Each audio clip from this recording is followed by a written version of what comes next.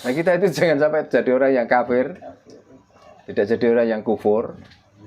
Makanya walaupun bahasa kadang-kadang mendogma kita tidak bisa bergerak apa-apa ya dari bahasa-bahasa yang sebelumnya kita itu tidak paham, tapi apal.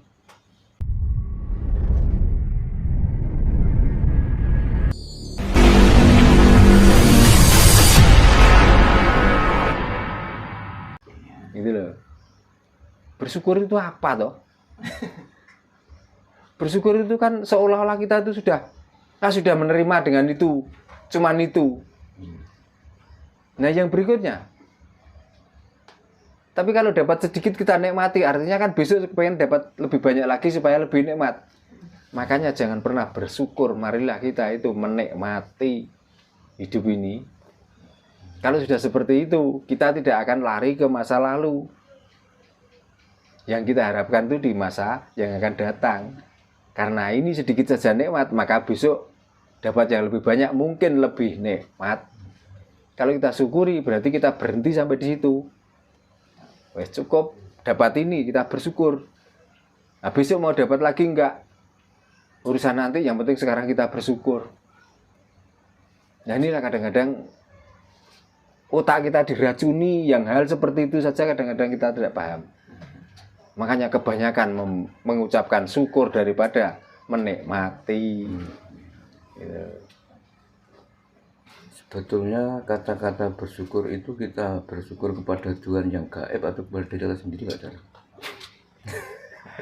Nah, karena saya itu tidak mengenal bersyukur itu loh masalahnya. Tapi kebanyakan orang yang bersyukur itu kan bersyukur atas pemberiannya pada Tuhan yang gaib. Nah, masalah yang saya tanyakan, yang memberi itu siapa toh? Seandainya kita bekerja dapat uang banyak, yang memberi juga orang yang kita kerjakan, mau borongannya atau rumahnya kan itu. Betul. Okay. Tapi kan kita diarahkan tadi seolah-olah di samping yang dapat dari orang yang kita kerjakan pekerjaannya, itu ada yang memberi lain. Kan itu. Kebanyakan kan gitu. Makanya kita itu nggak pernah menikmati dan tidak pernah nikmat. Ya siapa ya syukur, kebanyakan syukur, nggak ada ya kukur-kukur. Disyukuri malah. Ya, apa disyukuri ya. Mendingan dinikmati. Jelah ada contohnya ya Mas ini ya, ada satu wadah itu gorengan. Kalau sudah disuguhkan, kita syukuri apa kita nikmati? Dinikmati, Pak. Dinikmati toh? Iya. Apa jenengan mensyukuri? Enggak. Kalau mensyukuri ya sudah, lihat aja dengan bersyukur. Enggak bisa merasakan nanti kalau disyukuri. Nanti kalau ditanya, gimana tadi rasanya OTOT?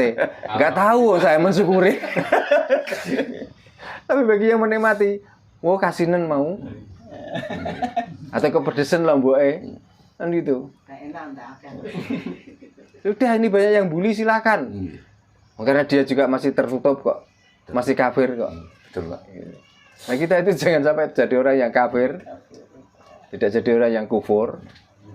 Makanya walaupun bahasa kadang-kadang mendogma kita tidak bisa bergerak apa-apa ya dari bahasa-bahasa yang sebelumnya kita itu tidak paham, tapi apal. Gitu loh. Makanya wis gak perlu apal, yang penting paham itu penting. Disuti masuk atau mboten iki? Mas Eko nika? Karena tentu. Mungkin di sini saya namakan pencerahan, bukan belajar ilmu ya. Nek belajar ilmu gampang. Ya. Ilmunya orang mau tidur berarti harus bubuk dulu ngantuk. Wis gak usah dipelajari. Ilmunya orang mau kelon masuk kamar dulu bercumbu. Wis gak usah dipelajari mesti iso. Nah sing susah itu dikala kita nggak punya uang mau mendapatkan ilmu, dapat uang gitu. Nah itu. Kan itu tuh.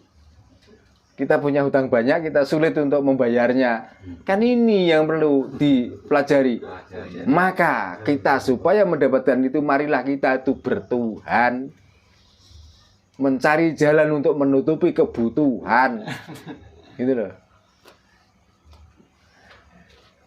Caranya gimana? Caranya dengan tapa-tapa raja kalau cokro. Artinya itu kita mengultimatum Tuhan supaya apa? Supaya tangan harus berfungsi sesuai dengan pekerjaan tangan, supaya kaki berfungsi sesuai dengan pekerjaan kaki, supaya mulut berfungsi sesuai dengan pekerjaannya. Maka di dalam Raja Kalacakra yang jumlahnya itu kurang lebih sekitar berapa ya? 39 kalau nggak salah. Itu organ-organ yang besar yang semuanya harus difungsikan masing-masing.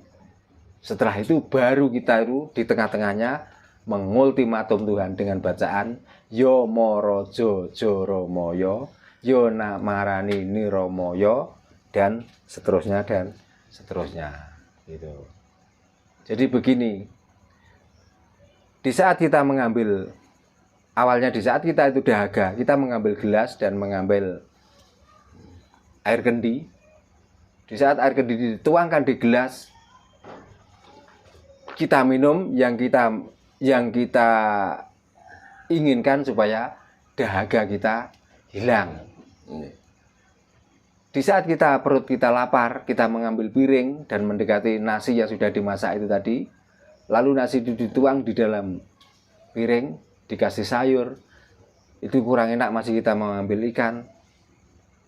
Yang kita butuhkan bukan sayurnya, bukan nasinya, bukan ikannya, tapi rasanya. Nah, dari rasa itulah menimbulkan kenyang. Itulah fungsi Raja Kalacakra. Jadi nanti setelah itu dipatrapkan dan kita itu paham di dalam Raja Kalacakra, yaitu tadi yang kita harapkan 1, tapi kadang-kadang dapatnya 5. Inilah yang kadang-kadang kita sendiri juga sulit cara untuk mengerti ya, dari mananya itu. Itulah fungsi Raja Kalacakra. Makanya di dalam pewayangan, di dalam ruwatan itu juga membacakan itu. Walaupun dia tidak paham kan, dia sudah percaya. Dengan mendatangkan dalang lalu mengadakan ruwatan dengan bacaan Raja Kalacakra, kita yakin bahwa semua penyakit kita hilang. Nanti setelah ini rezeki kita datang. Kan begitu. Dari pikiran kita sendiri. Gitu loh. Dan nanti terlepas itu hilang atau tidak, yang penting kan itu sudah ada ruwatan. Nah, kita ruwatan mendatangkan dalang itu biayanya banyak. Makanya supaya tidak mengeluarkan uang banyak, di sini saya ajari untuk membacakan Raja Kalacakra sendiri masing-masing pada dirinya sendiri dan keluarganya masing-masing, supaya tidak di dalam otak kita itu tidak, karena anak kita 2, wah ini laki perempuan gendono gedini, nggak seperti itu saja terus. Nah, dengan pemikiran kita itu yang kadang-kadang itu ragu dan lain sebagainya, maka dari keraguan itu akan terjadi. Tapi kalau kita sudah memegang Raja Kalacakra dan bisa patrapnya, bebas, bacaannya sama, patrapnya sama seperti dalang, dan saya baca, berarti saya sudah hilang dari sengkolo itu. Itu masih tentang ruwatan, wow. Jadi penting mana ruwatan dengan belajar Raja Kalacakra. Ya kalau saya ya dua-duanya penting. Kalau kita nggak bisa membaca sendiri, ya harus mendatangkan dalang. Maka yang diuntungkan saya. Tapi kalau mau belajar ke saya, yang untung juga kalian semua yang belajar Raja Kalacakra. Sekarang gini Pak, penggemar Pak Darno kan sudah banyak gitu. Bahkan sampai ke Malaysia kan juga banyak gitu, Brunei. Nah, selama ini kan teman-teman yang dari Malaysia, Singapura, Brunei itu kan mintanya kan ruwatan, gitu, dengan mengirim pakaian gitu Pak, gitu, satu keluarga. Nah, apakah ketika teman-teman yang dari Malaysia atau negara lainnya itu pengen belajar patrap Raja Kalacakra bisa nggak dengan jarak jauh? Kalau dengan jarak jauh, ya tetap nggak bisa. Tetap nggak bisa, gitu? Tetap nggak bisa. Ya kalau kita umpamakan begini, di saat kita itu menghendaki salah satu benda, walaupun bisa nanti saya menyukai ini kita bisa transfer. Tapi di saat ditransfer nanti dapatnya benda nggak sesuai yang diinginkan gimana? Oh, gitu. Siapa yang bertanggung jawab? Iya. Kan itu. Saya membimbing dengan jarak jauh bisa. Nggih. Tapi nanti kalau hasilnya nol, engko terus moro-moro karena dia tidak paham terus nyalahno. Alah belajar aja kalau yo ngono wae. Kan rusak lagi. Iya. Nah, kita itu menjaga kerusakan keyakinan orang itu loh.